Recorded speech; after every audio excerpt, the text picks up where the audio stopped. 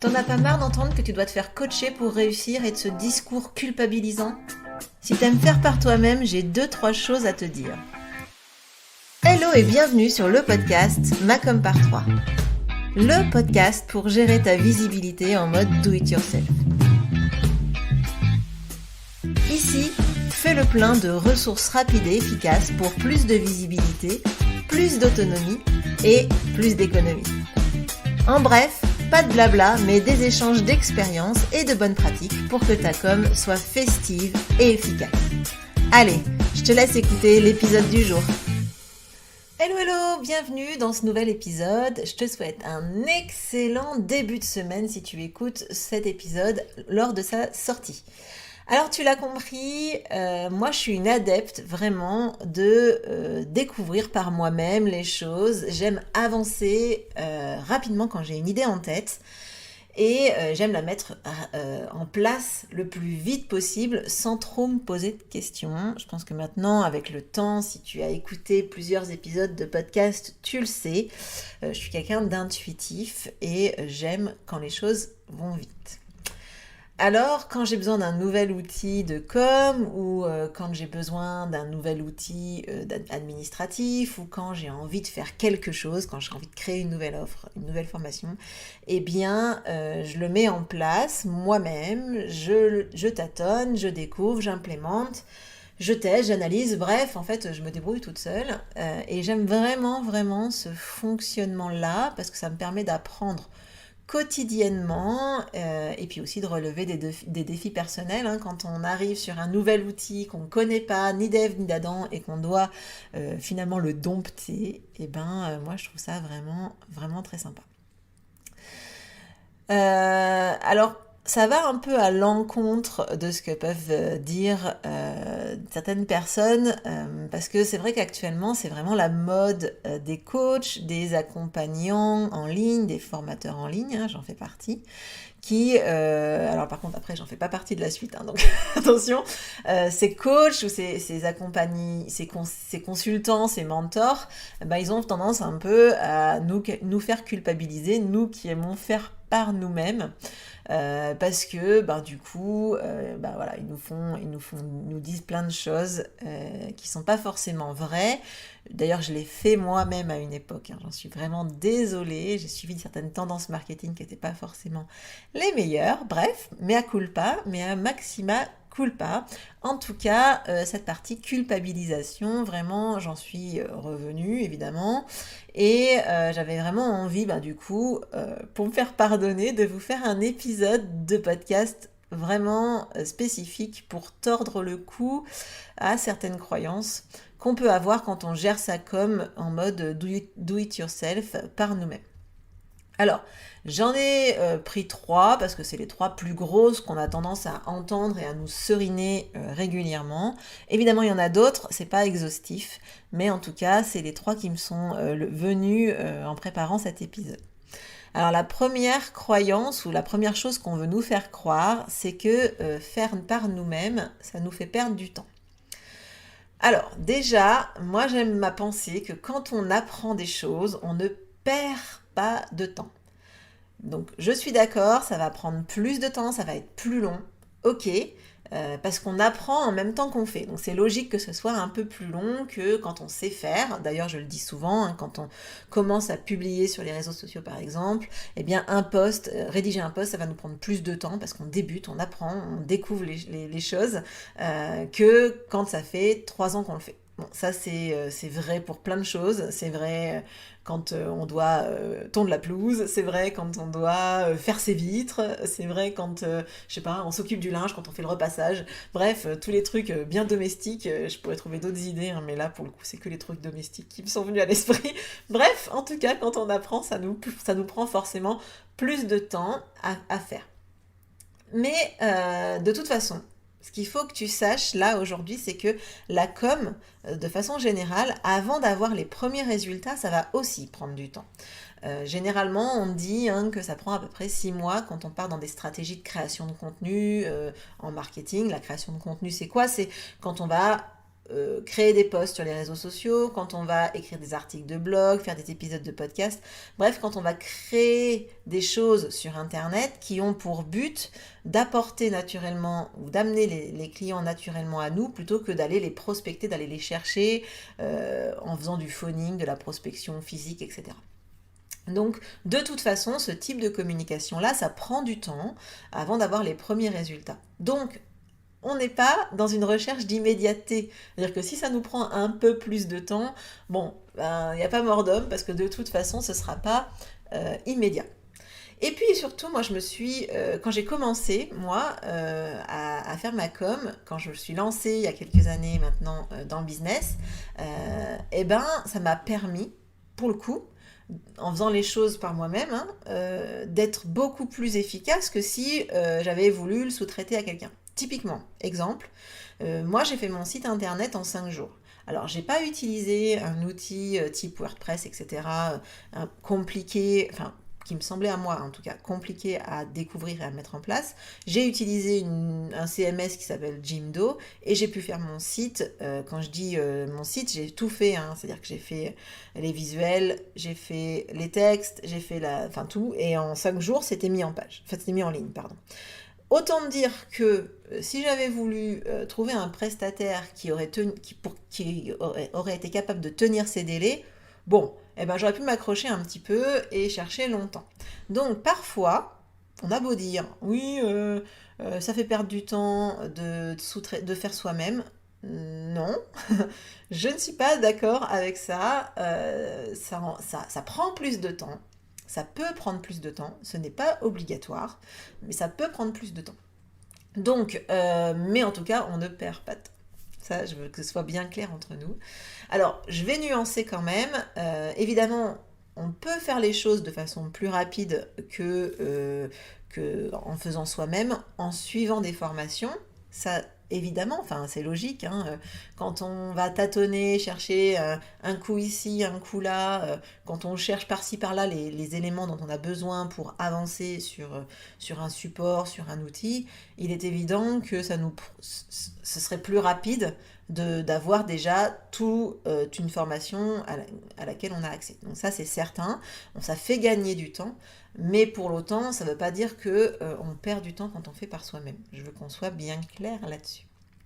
Ça, c'est la première croyance à laquelle j'avais vraiment envie de tendre le cou, parce que vraiment, on est très très très très loin de la vérité. L'autre croyance, c'est que c'est moins efficace quand on fait soi-même. Bon, ça, j'ai envie de dire, je vais pas me tirer une balle dans le pied. Moi, je fais de la sous-traitance aussi. Je mets en place des supports de communication pour mes clients. Je vais pas vous dire que c'est possible de faire en débutant aussi bien que quelqu'un qui a des années d'expérience. Donc non, je vais pas dire que c'est faux. Mais tu peux quand même faire des choses très bien par toi-même, surtout quand on débute. En fait, on n'a pas forcément besoin d'une machine de guerre, on n'a pas besoin de la Rolls-Royce dernier cri.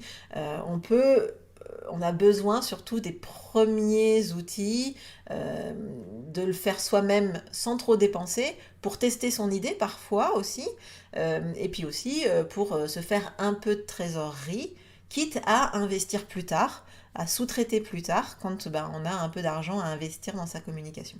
Mais en tout cas, ça c'est quelque chose qu'on peut faire, et ça ne veut pas dire que c'est mal fait, ça ne veut pas dire que c'est inefficace, c'est juste que c'est effectivement un peu moins efficace, mais ça ne veut pas dire, non, comme je le disais, que c'est inefficace. Ça va fonctionner même si vous le faites vous-même, il n'y a pas de souci. Soyez rassurés, soyez également confiants.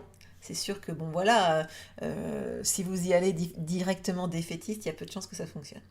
Moi, j'ai des clients qui sont arrivés à moi, des clients que j'ai eu en conseil individuel, qui sont arrivés à moi, qui avaient des sites franchement que j'ai trouvés mais vraiment ignobles, enfin des sites qu'ils avaient fait il y a 10 ans même, donc voilà, et malgré tout, ça n'a pas du tout empêché leur entreprise de se développer, leur business de se déployer et d'avoir des clients. Donc no stress, moins efficace, ça ne veut pas dire inefficace, j'insiste. Donc ça, c'était le deuxième point, la deuxième croyance. Et la troisième, c'est que sous-traiter, non pardon, faire la com par soi-même, c'est moins cher. Alors là, attention, alerte maximale. Si je pouvais et si j'en avais l'envie, je mettrais des sirènes du genre alerte. C'est moins cher de faire soi-même, ça c'est vrai. Sur le plan financier, exclusivement financier, c'est indéniable, ça coûte moins cher de faire soi-même, puisque bah, du coup, on ne paye pas de prestataire, donc on n'a pas de frais. Mais attention, attention, il y a deux gros mais à cette croyance quand même. Parce que je veux pas non plus... alors moi je suis un vrai bisounours, hein, souvent j'ai mon bidou signe arc-en-ciel qui s'allume, mais là j'ai pas envie non plus de vous faire croire monts et merveilles. Donc ça coûte effectivement moins cher, il n'y a pas à tortiller. Par contre, ce qui est important, c'est déjà dans un premier temps que tu saches combien ça coûte de faire par quelqu'un. Donc, tant que tu n'as pas demandé un devis à un prestataire externe, tu ne sais pas combien coûte la sous-traitance. Donc, sache déjà que c'est intéressant, ne serait-ce que pour ta culture personnelle, de savoir combien ça coûterait. Donc, ce que je t'invite à faire, moi, c'est de demander quand même une ou deux propositions pour connaître les tarifs. Ça va te permettre deux choses. La première, donc c'est où hein, c'est soit ça va potentiellement te permettre de savoir que ben, tu peux t'offrir la sous-traitance. Tu peux t'offrir un prestataire. Peut-être que tu as l'argent en fait. Peut-être que tu ne le sais pas, mais ça ne coûte pas si cher que ça de sous-traiter. Et ça, fine, hein, si tu as envie de sous-traiter, parce qu'il y a un truc que tu trouves un peu compliqué, etc., bah, fais-le si tu as le budget. Parce qu'il faut pas sortiller quand même, ça permet d'être un peu plus sereine, surtout quand c'est sur des trucs un peu techniques, etc., qu'on ne maîtrise pas. Si tu te rends compte que c'est très cher, que c'est trop cher, et ben l'autre avantage à demander un devis ou une proposition à des gens, c'est que ça va te permettre de savoir combien tu économises. Et ça fait c'est forcément plutôt sympa de se dire, bah tiens, regarde, je l'ai fait moi-même et du coup j'ai économisé 2000 euros, 3000 euros, etc.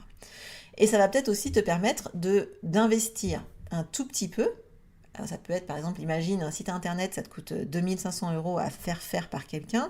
Bah, si tu trouves une petite formation à 300, 400 euros, eh ben, tu vas te dire, bah ouais, ça va me faire gagner du temps. En plus, bah, par rapport au budget initial, j'économise quand même. Mais en plus, bah, je vais le faire un petit peu mieux.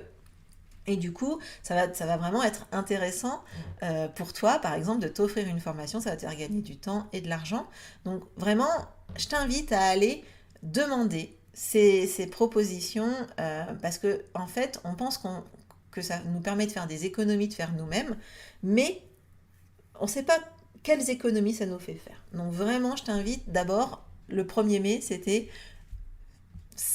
informe-toi et va savoir combien ça coûte.